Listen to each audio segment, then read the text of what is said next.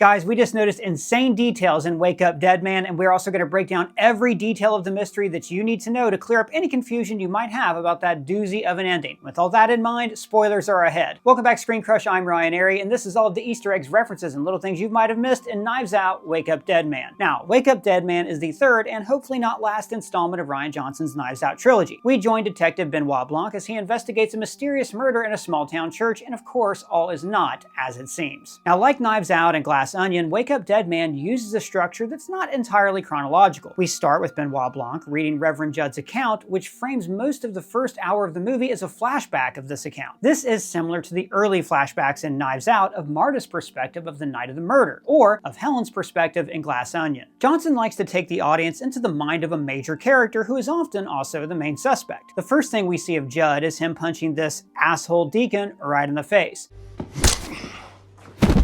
So this tells us multiple things about Judd. He doesn't stand for things he disagrees with, and he has experience being violent. His form when he punches the deacon tells us about his boxing background before the movie even gets a chance to. Judd is told in his hearing that the church needs fighters to fight the world. Now Judd refuses to accept this point of view, arguing that Christ came to heal the world, not fight it. This already sets up Judd as a counterpoint to Monsignor Wicks, who absolutely feels that he is at war with the world and is why Langstrom sends Judd to Wicks. And on the far right is Reverend Frank, played by Gavin Spokes, who you might recognize as Lionel Strong in House of the Dragon. I have come to resign my position as Hand of the King. This all means that Judd opens the film seeking redemption, similar to the prodigal son asking for another chance. Now we learn that Judd is being sent to Our Lady of Perpetual Fortitude. Fortitude evokes the Catholic virtue of perseverance through struggle. By the end of the movie, this will be changed to Our Lady of Perpetual Grace to honor Wick's mother. That poor girl. The sign outside the church also has a different message by the end. Under Wicks, it reads, "Turn from your sin, turn to Christ." Whereas under Judd, at the end of the movie, it reads simply, "All are welcome." As with most things, Wicks takes a much more aggressive line toward his flock than Judd does. Judd mentions David facing off with Goliath, establishing the underdog versus a corrupt power dynamic that he and Wicks will embody. He finishes by saying, "Young, dumb, and full of Christ," which is a tongue-in-cheek reflection of sincere but naive faith, like in Matthew 18:3. The first thing Judd notices inside the church is the missing crucifix. So this shows both how the shadow of the past haunts this church and also foreshadows how Judd will fill this void by the end of the movie. In Wicks's very first confession, there are hints about the way his character will go throughout the movie. I've envied the material wealth of others. I've envied the power of great men. Wicks will ultimately choose material wealth and power over the church and lose his life for it. He confesses envy and lust, referencing the capital sins, but later we'll learn that he's only doing so performatively. In the first shot of Sam, we see him holding the sickle that will later be used to kill him. In the Bible, the sickle can represent divine judgment. A sickle is also a symbol held by the personification of death. We also get a better look at the fish-shaped brooch that Martha is wearing, which symbolizes Christ, showing how devout she is and how she keeps the church close to her heart. Now, Sam's full name is Samson, who of course is a biblical figure. Samson was a man of incredibly divine strength until the woman he loved, Delilah, betrayed him. She cut off his hair, which was the source of his power, causing him to be captured by his enemies. Now, although Martha does not intentionally betray Samson, her actions do lead to his death. Sam talks about Martha, telling Judd, I'd do anything for her.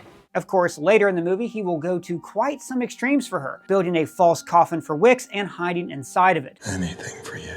Judd also says of Martha, She knew where the bodies were buried. So this hints to the audience right from the start that not only will Martha have something to do with the murder, but she knows where the diamond is hidden as well, buried with the body of Wick's grandfather, Prentice. There's even more foreshadowing in the scene where Sam is cleaning graffiti off the crypt when he mentions, Gotta put up a security camera. That motion sensor camera will be key to the resurrection mystery later in the movie. Sam mentions the door to the crypt is called a Lazarus door. referencing Lazarus of Bethany, the man who was raised from the dead by Jesus, as Wicks will soon appear to be. Lazarus emerged from a crypt, and this door is a safeguard in case anybody alive inside needs to get out. Martha tells Judd the story of the Harlot whore. This reflects the theme in the movie of misusing biblical storytelling to exploit and manipulate others. And as she does so, we see her making the spring reading list for the church book club, which, as we'll see later, includes an all-important 1935 novel, The Hollow Man. As she relates the story of Prentice and Grace to Judd, the flashbacks are framed with color, as if the audience is watching the past through stained glass. Prentice says to young Martha, Wealth, and the power that comes with it, is Eve's apple. This is both his philosophy and the name that will be given to the diamond in which he stores all of his own wealth. And even more foreshadowing, Martha says, I saw Prentice take his final communion.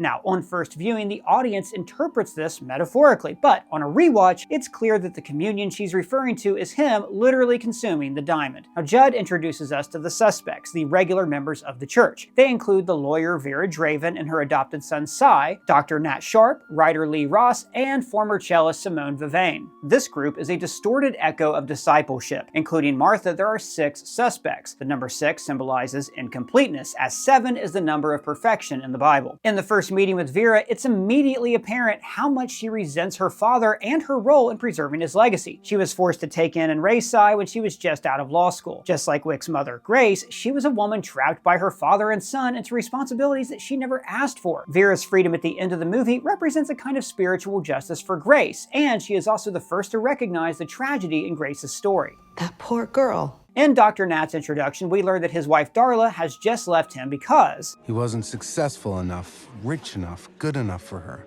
once again, Judd is immediately establishing the motivation that will inspire Nat to kill Sam later in the movie so he can earn back enough wealth to get his wife back. Dr. Nat is played by Jeremy Renner, who of course we heard mentioned in the second Knives Out film, Glass Onion. That's Jeremy Renner's small batch hot sauce. So I guess we can assume that in this universe, Jeremy has a doppelganger in upstate New York. It's also worth noting that every time an Avenger is cast in one of these movies, they're always involved in the murder. The background of celebrity sci-fi writer Lee Ross's study is covered in American flags and religious books, indicating the way he has become consumed by Wicks's nationalistic viewpoint. He mentions being angered that all of his current readers are survivalist freaks. They all look like John Goodman in The Big Lebowski. And of course, the conclusion to his story will show that his new book, ironically, only finds popularity with this same crowd that he hates. God has a sense of humor. Judd describes to the audience how every week, Wicks would pick a newcomer to the congregation to verbally attack. We see him attack a single mother, a gay couple, and an Asian woman in a mask. Now this makes it clear that Wicks is choosing to attack people who are marginalized because they're safe targets. Sam is listening to a baseball game in the pew, and the baseball announcer is a cameo from Joseph Gordon-Levitt. Gordon-Levitt previously cameoed in Knives Out on the television show. We have the nanny cam. And in Glass Onion as Miles Braun's clock. Right before Judd's confrontation with Wicks, he asks him, How are you enjoying it here? Are you breaking down some walls? referencing Judd's speech at the beginning of his failed prayer group. This is all about breaking down walls between us and Christ. Now this is a power play from Wicks, who's telling Judd that he knows everything Judd has been trying to do and that Wicks will always be the one in charge. When Wicks punches Judd, crows hover overhead, which symbolize corruption, decay, or judgment. Wicks has utterly corrupted this church, which Judd also references when he compares him to a cancer. As Judd gets drunk in the local devil-themed bar, we see Noah Segan's third cameo in the Knives Out franchise, this time as the bartender Nikolai. He appeared in Knives Out as Trooper Wagner. Like, I don't want to spoil it for you, but okay, like 1,000 Knives, the cow and the shotgun. Like, where do you come up with that? And Glass Onion as Daryl. Want to hang out or? Nikolai says, The junk lamps, the junk lamps. Note the plural. This foreshadows the later reveal that there are, in fact, 2 wolf-headed lamps in the bar. When we see the Good Friday service on the day that Wicks will be killed, note the back of his vestments. We can already see the wolf head that Martha has placed there, hidden in plain sight. This is a technique that Rian Johnson uses over and over in his mysteries, especially in Glass Onion. You can also see the wolf's head more closely when Wicks enters the storage closet. His vestments are red in Good Friday Mass tradition, which is the liturgical color for Christ's passion and martyrdom. Wicks collapses just as Judd is singing the hymn Behold the Wood of the Cross, on which hung the salvation of the world. This invokes Christ's sacrifice and is another way that the film compares Wicks and Christ. Notice that Dr. Nat is the first one to get up when Wicks collapses and shares a glance with Martha on his way to the storage closet. As soon as Nat crouches down by the body, Martha screams to distract the attention of all the other churchgoers so that Nat can go do the deed. And then, 40 minutes into the film, we finally get the introduction of Benoit Blanc. Hello. Similarly to Knives Out with Marta, Judd is the true protagonist of this movie. Blanc is just here to help him when he needs it. Judd prays for help and Blanc appears as if in an act of divine intervention. Now Blanc shares that his mother was very religious and he was close with her as a boy before things got complicated between them. Considering Blanc's negative attitude toward the church, it's likely that his mother disapproved of his sexuality as a gay man. He later specifically cites homophobia as one of the reasons he dislikes the church. Malevolence and misogyny and homophobia. Blanc is someone whose opinion of the church is defined by people like Wicks, who rule through fear and hate. Throughout the film, Judd shows him another side of religious faith, about forgiveness, love, and acceptance of all people. As Judd speaks on his beliefs about the nature of the church, light shines in behind him through the window, highlighting him as a holy figure. Light will be used in the same way again later during the parlor room scene, when Blanc has his own moment of recognizing the goodness in Judd's beliefs and giving Martha grace.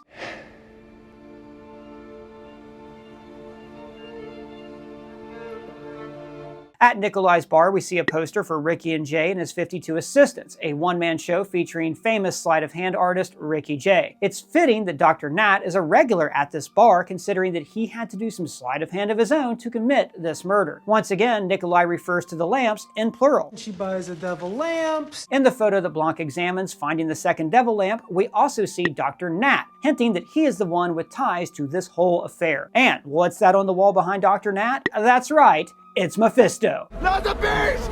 Ah! When Judd returns to the church, Sam pointedly closes the garage door. Now, we think that this is because Sam believes that Judd was responsible for the murder. Actually, Sam likely wants to hide the fact that he's meddling with Wicks's coffin. Chief Geraldine says, "I owe Detective Elliot a fruit basket for giving me your number." Detective Lieutenant Elliot is the character played by Lakeith Stanfield in the first Knives Out movie. I'm Detective Lieutenant Elliot. It's also implied that, in the past, Blanc might have spent some time near the Thrombey estate from Knives Out, since his father knew Harlan Thrombey. Considering that Elliot is the only character to refer to Blanc in a more familiar way, Benny, look, it could be that Lieutenant Elliot and Blanc have a longer history. Blanc discovers that the spring reading list for the church book club includes a number of locked door murder mysteries. The Hollow Man by John Dixon Carr, Whose Body by Dorothy L. Sayers, The Murders in the Rue Morgue by Edgar Allan Poe, The Murder of Roger Ackroyd, and The Murder at the Vicarage by Agatha Christie. Each of these books contains an element of the mystery that we're watching unfold. As Blanc discusses later, The Hollow Man includes a famous lecture on the different ways in which a locked room murder can be committed. Method number 7, described in the book, is almost identical to the way the murder was actually committed. The victim is presumed to be dead long before he actually is. The victim lies asleep, drugged but unharmed, in a locked room. The murderer starts a foul play scare, forces the door, gets in ahead, and kills by stabbing or throat cutting, while suggesting to other watchers that they have seen something they have not seen. In Whose Body, one corpse is swapped for another to disguise the victim of the crime. Wicks's body will later be swapped for Sam's to stage Wicks's resurrection. The Murders in Rue Morgue is about clever deductions clearing the name of an innocent man, as Blanc will do for Judd. The Murder of Roger Ackroyd features an unreliable narrator who is concealing things from the audience and the detective, particularly the details of his actions directly after the murder. Now, while Judd is not the true killer, he does hide Wicks's flask from his account by choosing to omit the details of his own actions. Finally, The Murder at the Vicarage features a widely disliked and abrasive church official being murdered, much like Wicks. The murder also involves a device set up by the killer meant to confuse the investigators. In the novel, the killers use a delayed gunshot device in the woods to puzzle witnesses. In the movie, Dr. Nat uses the remote to trigger the blood capsules, making Judd believe that Wicks has already been stabbed before Nat enters the closet. Now, when Judd suggests a false wall, Blanc says, "Go to town, Father Brown," referencing the Catholic priest Detective Father Brown, a character in a series of short stories in the early 20th century. Notice that when Blanc asks if anything else was found on the floor, Judd does not answer. As he told Blanc earlier, "You can always be honest by not saying the unhonest part." The investigating group finds interference on Sam's taped baseball game, and it seems like the cop helping them might be a ScreenCrush viewer. Blanc asks Judd to write the account of Wicks's murder, which is all the narration we've been hearing up to this point. Judd says, "So I've spent the past hour doing exactly that." And this is almost exactly 1 hour into the movie. It turns out that when Judd said Wicks needed to fortify himself in the supply closet, what he actually meant was that Wicks needed a drink that he hid inside the breaker box, which also adds a layer of ironic meaning to the name of the church, Our Lady of Perpetual Fortitude. And hey, it turns out Blanc got his iPad after all. I just thought maybe there was a prize or something.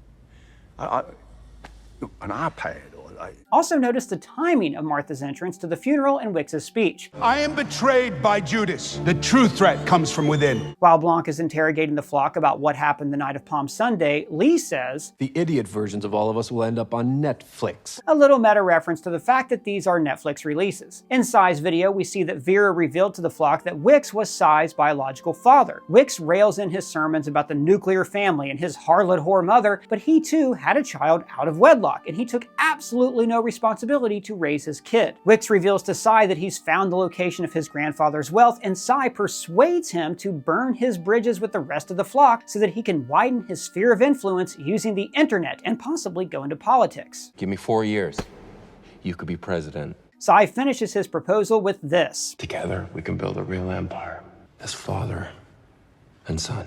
Of course, referencing this line. Together, we can rule the galaxy as father and son. Although Cy seems to be getting his references confused. Yeah, exactly, like the rebels. As Blanc and Judd break apart the jewelry box looking for a clue to Prentice's fortune, they are unknowingly mimicking Grace's actions from years earlier when she tore the church apart looking for the gem. What would come in a custom-made Fabergé box, itself worth maybe $20,000, not a trinket or a plastic Jesus. As Julianne Greep on Reddit points out, when Blanc smashes the Jesus statue, this is also a reference to the Sherlock Holmes story, The Adventure of the Six Napoleons. That story concludes with Holmes smashing a bust of Napoleon to find a precious pearl. Now Louise, the receptionist at the construction company, is played by actress and comedian Bridget Everett. As Judd listens to Louise pouring her heart out on the phone, he focuses on the small model of Christ that he and Blanc just broke. Suddenly, he is overcome with his road to Damascus moment, the feeling that he has lost sight of who he is and what his purpose should be in the world. The Road to Damascus story, which Judd is referencing, is about Saul, a persecutor of the church who was struck blind with a holy revelation while traveling. God led Saul to Damascus, where he was given his sight back and became the Apostle Paul. Judd feels that, in getting wrapped up in the mystery, he has forgotten to be a servant to the church and to the people who need his help. This plea for help from Louise is his holy revelation. When he shuts the door on Blanc to take Louise's call, this is him choosing his duties as a priest over his desire to exonerate himself and solve the mystery. The scales fall from his eyes and he can see his path forward. As Judd and Blanc's ideologies clash, in the background we see a mysterious figure with a lantern cross through the woods. This is the same outfit we've seen Sam wear before, on the night that Judd threw the wolf's head through the church window, so the audience will naturally assume that it's Sam. However, later we'll find out that this is actually Dr. Nat. Now the framing of this shot is important because of the way it's putting this clash of cynical atheism and passionate belief in the forefront while the events of the mystery play out in the background. The mystery is crucial to the movie's plot, but it's really just backdrop for the actual emotional center, the conflict between Blanc's idea of reason and Judd's idea of faith. Judd says, God didn't hide me or fix me. He loves me when I'm guilty. That's what I should be doing for these people, not this whodunit game. Now, the ideals of a holy man are ideologically opposed to those of a detective. Rather than focusing on chasing out guilt, Judd realizes that his role is in forgiveness and grace. At the end of the movie, Blanc will acknowledge the ways in which this is a positive thing when he chooses not to expose Martha in front of the flock, to give her some grace. When Judd says, "Otherwise I'm just as bad as Wicks, making it about me and not Jesus." This is the revelation that Blanc needs to realize that in Wicks's final homily, he was never talking about Christ. Everything he said was about himself. And left in a hole to rot, to be forgotten. As with our Savior, so with the church. Geraldine and her officer storm the church, and she reveals that she's read The Hollow Man and has decided that the fourth method the book describes for a locked room murder mystery must have been the truth of the matter. However, what she describes is actually not the fourth method from The Hollow Man, but actually the seventh method that we discussed earlier, the idea that the victim is not dead initially, but instead killed when people come to investigate the dead body. The fourth method, actually described in The Hollow Man, is that of a suicide, which is intended to look like a murder, which this is not. But I'll give them some artistic license because sitting through a lecture on 7 murder methods would not be great for pacing. Geraldine is almost entirely correct in her hypothesis. She just has one thing wrong: who committed the murder. She believes that Judd is the killer because he was the first one to reach Wicks. Meanwhile, Judd is witnessing the supposed resurrection of Wicks. Of course, what he's actually seen is Dr. Nat and Sam taking the jewel from Prentice's body. When Judd sees the tomb open, we're treated to a vertigo shot or a dolly zoom. Judd has been through hell and now he's seen what appears to be a miracle. This shot technique shows the way that his world is being upended. While unconscious, Judd hallucinates himself attacking and stabbing Wicks. This is a manifestation of the guilt that he feels over being glad that Wicks died and his desire to cut you out like a cancer. When he wakes up, he finds his hand wrapped around the sickle buried in Sam's chest. So this leads him to believe that he killed Sam, when in fact this was all staged by Dr. Nat. Martha arrives on the scene to laud Wicks's resurrection, all according to her staging. However, she quickly learns that all has not gone according to plan. The groundskeeper is dead. When she screams, "Lay into the dark! You murderer! The cut to Judd would have the audience believe that that's who she's speaking to, but in actuality, she already knows the killer is Dr. Nat, and she will have her vengeance before too long. Louise calls Judd to let him know that the person who placed the order for construction equipment to open the tomb, before the murder, was actually Monsignor Wicks. In the context of his resurrection, this would have you believe that he knew he was about to be killed and returned to life. However, it turns out that these are actually two unrelated events. One was Wicks finding out that the jewel was hidden in the tomb and planning to open it up, and the other was Martha arranging Wicks's death so that he wouldn't get his hands on the money. Judd thinks he sees Wicks in the woods, but it turns out to just be one of those creepy trees from Snow White. This is our hint that the Wicks that Judd saw while he was unconscious was also an illusion. Dr. Nat's house is absolutely covered in butterflies, in the paintings, on the wallpaper, and even on the outside of his door. Earlier in the movie, we saw he also has butterfly mugs and models in other parts of his home. Later, when we see the outside of the house, there are also butterfly decorations on the wind chime, mailbox, and on the siding. In some circles, the butterfly life cycle symbolizes the resurrection of Jesus, which is fitting given the role that Nat had in staging this miracle with Wicks. Billy Ann Grepp on Reddit also speculates that this could tie Nat to the villain of the Sherlock Holmes story, The Hound of the Baskervilles, where the villain is an entomologist who collects butterflies. Another possibility is that it could be a reference to Silence of the Lambs, in which the moths are a symbol for the serial killer Buffalo Bill, who also has quite the secret hideout in his basement. Also, after the first Knives Out movie, Rian Johnson said in an interview that Apple does not allow bad guys in movies to use their products. But Dr. Nat, one of the murderers, does have an iPhone. Clearly, Rian Johnson wanted to play with the audience expectations after that interview went viral. Blanc stops Judd from turning himself in and turns on his car. This is Skimbleshanks, the railway cat from the musical Cats. Blanc is well established as a musical lover. In the first Knives Out movie, he was listening to Losing My Mind from Sondheim's Follies. Not going left. And in Glass Onion, he was playing Among Us with Sondheim himself. Sorry, Blanc. You're thrown out of the airlock. It's a no-brainer. Cats might be a bit of a step down, but he's in a stressful situation, so we'll cut him some slack. When Blanc and Judd arrive at the murder scene at Dr. Nat's house, we see that Martha has staged Wicks and Nat's bodies in a dark echo of baptism. Judd insists that he must confess to the crimes that he believes he's committed, saying, I have to do it of my own free will or it won't mean anything. As Judd tries to confess to the flock and Geraldine, Blanc interrupts rather dramatically.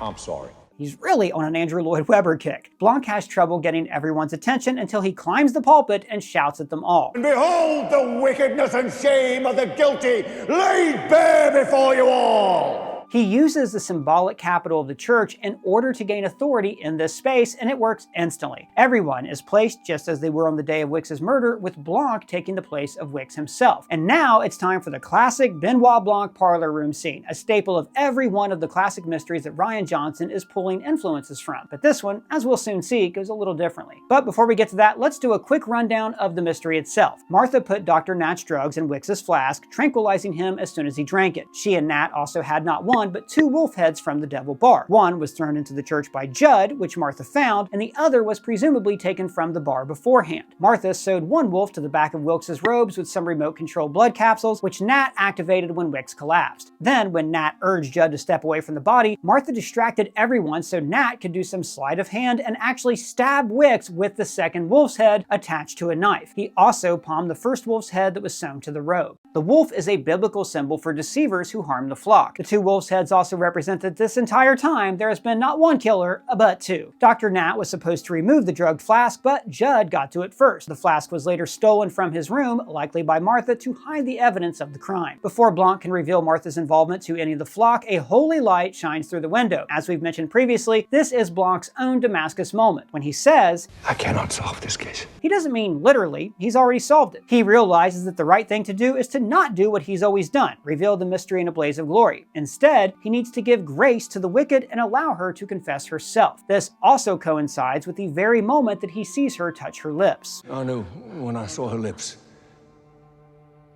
it was already too late. And therefore, the moment that he realizes that she has already taken the poison and is about to die. This lack of immediate resolution is frustrating both for the audience who's been waiting for the answer and for the flock. But Blanc has learned a little bit from Father Judd. He's willing to accept the anger directed at him in order to do a good deed for someone else, even somebody who might not deserve it. Grace for my enemy.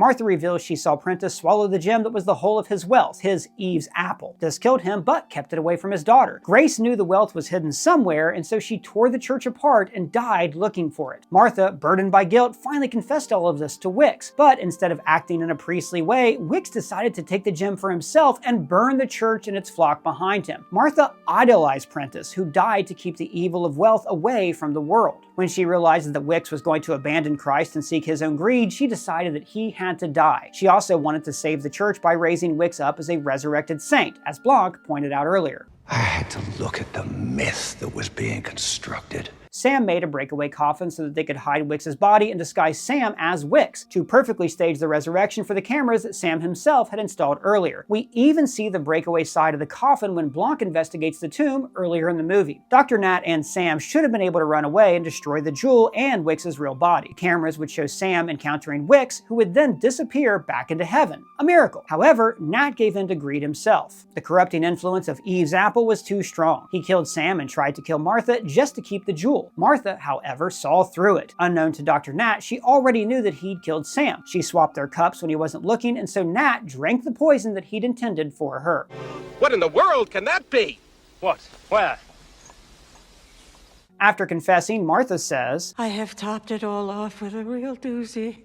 Now she is referring to taking her own life, which is a mortal sin in the Catholic Church, as life is a gift from God. As she dies, Judd encourages Martha to see the truth in the matter of Grace and Prentiss. Rather than the harlot whore she's always been known to be, Grace was a woman who was kept trapped by her father in shame, who just wanted a way out of her miserable life surrounded by judgment. In the end, even Martha realizes this. That poor girl.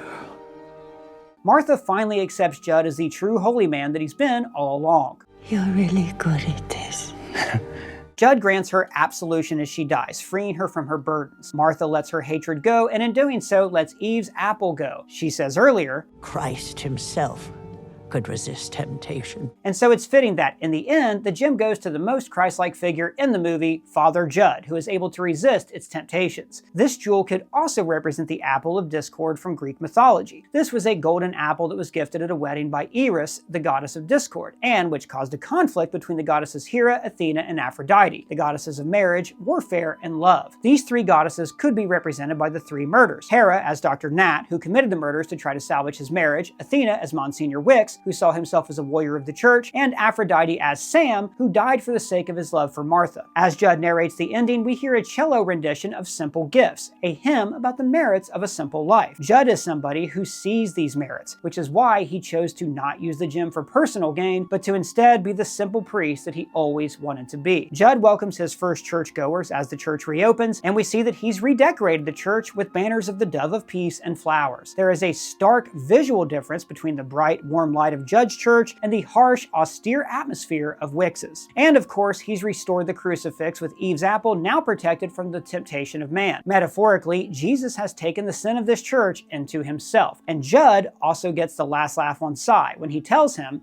Your real inheritance is in Christ. Well guys, that's all the Easter eggs and hidden symbolism we found in Wake Up Dead Man. Huge shout out to Harriet Lengel-Enright who wrote this video. She did a fantastic job. Her links are below. And a huge thank you to our lead editor, Randolf Nombrado, for all of his observations, and his links are below. What did you think of the movie? Do you have any more questions? Let us know down in the comments, or you can at me on Twitter, Blue Sky Threads, or are free to join Discord server. And if it's your first time here, please subscribe, smash that bell for alerts. For ScreenCrush, I'm Ryan Airy.